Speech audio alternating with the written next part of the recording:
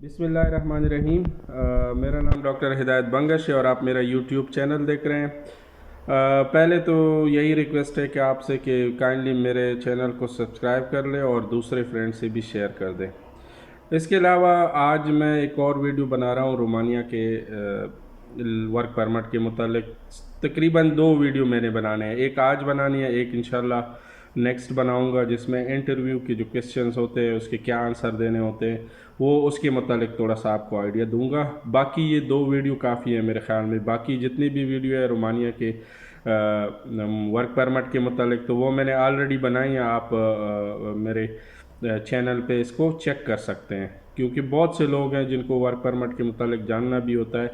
आज की जो रोमानिया की वर्क परमिट की वीडियो है ये असल में है कि इसकी टाइप्स कितने होते हैं वर्क परमिट के, इसके अलावा इसकी सैलरी कितनी होती है और इसके अलावा इस पर ड्यूरेशन कितना लगता है टाइम।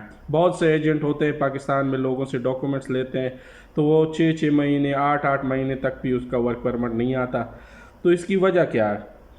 बहरहाल पहले स्टार्ट करते हैं कि टाइप्स कितने होते हैं रोमानिया वर्क परमिट के। तो टाइप्स जो हैं वो तकरीबन दो तरह के होते हैं, एक कंपनी होती है, एक आज़ाद होते हैं। आज़ाद भी कंपनी से ही निकलता है, लेकिन उसमें ये होता है कि आज़ाद वर्क परमिट सस्ता होता है।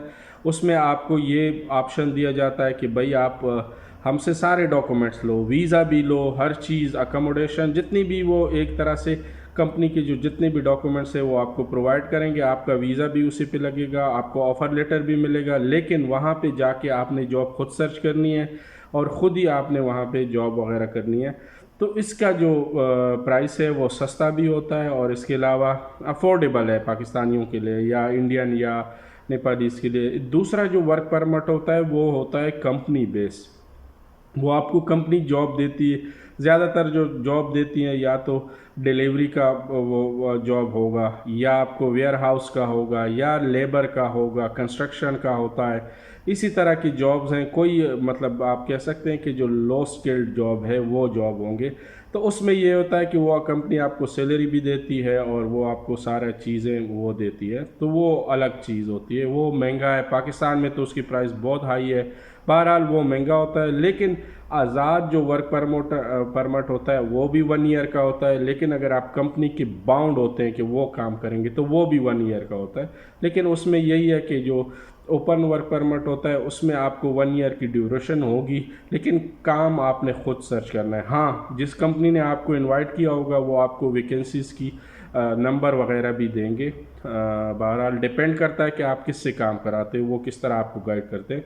तो वो वर्क परमिट सस्ता होता है और अफोर्डेबल होता है। और दूसरी बात, सैलरी की बात करें, अगर सैलरी वहाँ पे जो मेन सैलरी है मतलब जो रोमानियन करेंसी है उसके 3,000 बनते हैं, जो एक बेसिक सैलरी होती है, जो मिनिमम सैलरी है।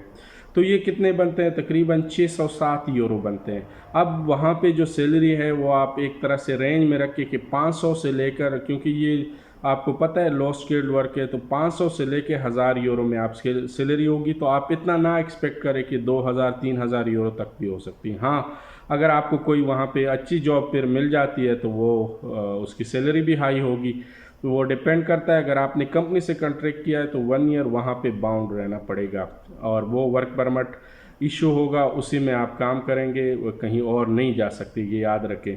लेकिन अगर ओपन होगा तो ओपन में ये होगा कि कंपनी आपको एनओसी देती है कि भाई आप कहीं भी काम कर लें।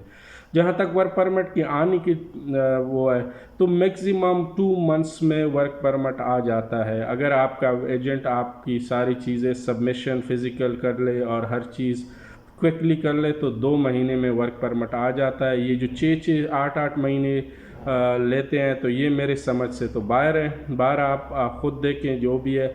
लेकिन 3 चीज़ें मैंने इसमें वो की है। एक तो सैलरी आपको 500 यूरो से लेके 1000 यूरो तक एक्सपेक्ट कर ले। वर्क परमिट 1 ईयर का होता है ओपन और मतलब एक कंपनी बेस होता है, लेकिन डॉक्यूमेंट्स दोनों के एक ही जैसे होते हैं। ये नहीं है कि डॉक्यूमेंट डिफरेंट होते। सिर्फ ये है कि एक में आपने जो अफोर्डेबल है कम प्राइस में, उसमें आपने पैसे खुद पे कर मतलब जॉब खुद सर्च करनी है। दूसरा जो है उसमें आपको कंपनी जॉब देती है। तो वो जो थोड़े से भी वो है ना, आपको पता है कि वहाँ पे जॉब्स मिल जाते हैं, इतनी मसला नहीं होता, लेकिन 1 महीना आपको शायद मसला हो। इसके अलावा ड्यूरेशन का भी यही है कि जो भी एजेंट आपसे पैसे लेते हैं, पहले तो ये है कि उनको 2 से 3 लाख से ज़्यादा रुपए कभी भी ना दें। मैं ये नहीं कह रहा हूँ कि वो है, लेकिन 2 से 3 लाख में मेरे ख्याल में वर्क परमिट के लिए अप्लाई हो जाता है। जितना मैंने देखा है, सुना है और मैंने किया है जो चीज़ें, तो उसमें इससे ज़्यादा पेमेंट की ज़रूरत नहीं होती। बाकी जब आपका वर्क परमिट होता है तो वो आपके सब जो डिसीजन जो डिसाइड होता है वो पैसे तो आपसे हर एक लेगा, लेकिन ये जो अप्लाई के लिए है तो मिनिमम या मैक्सिमम आप कह सकते हैं कि ये पैसे हैं। बाकी सैलरी भी वो आप ये ना एक्सपेक्ट कर ले कि उस तरह होगा जर्मनी वगैरह की तरह। बहरहाल ये कुछ चीज़ें थी। हाँ, एक और चीज़ है कि वर्क परमिट पे कभी भी ट्राई ना करें इलीगल जाने की। उसकी कई वजूहात है, वो मैंने एक वीडियो में दिए हैं तो वो आप चेक कर सकते हैं। बहरहाल ये वीडियो बेसिकली यही है कि कितना है, तो टाइम 2 मंथ्स लेते हैं। वर्क परमिट की मैंने आपको टाइप्स भी बताई हैं और इसके अलावा सैलरी बताई, तो ये चीज़ें जहन में रख के आपने डिसीजन लेना है। बाकी इसके मुतालिक कोई क्वेश्चन हो तो आप मुझसे पूछ सकते हैं, इंशाल्लाह मैं आपको व्हाट्सएप पे जवाब दूंगा। थैंक यू, अल्लाह हाफिज़।